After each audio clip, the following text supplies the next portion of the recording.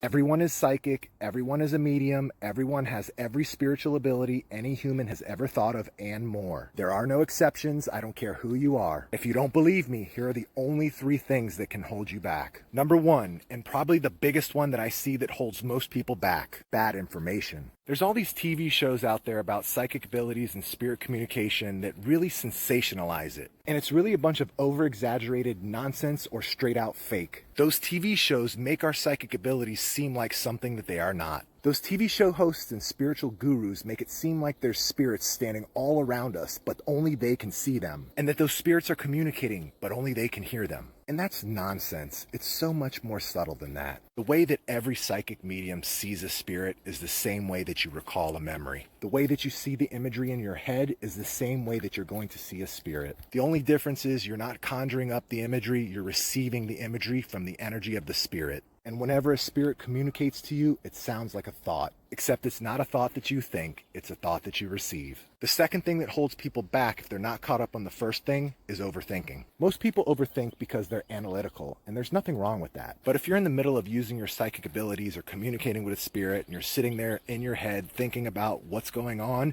you're going to ruin the experience. You have to learn how to get out of your head and just let the experience unfold. And I have lots of videos on how to do that, so make sure you give me a follow. Alright, the third thing that can hold you back is an insecurity. And there's 3 main insecurities that I see that hold people back. The first one is a fear of rejection. We're afraid that the spirit isn't going to talk to us, or if it does, it's going to leave abruptly, or we're going to do something to offend it.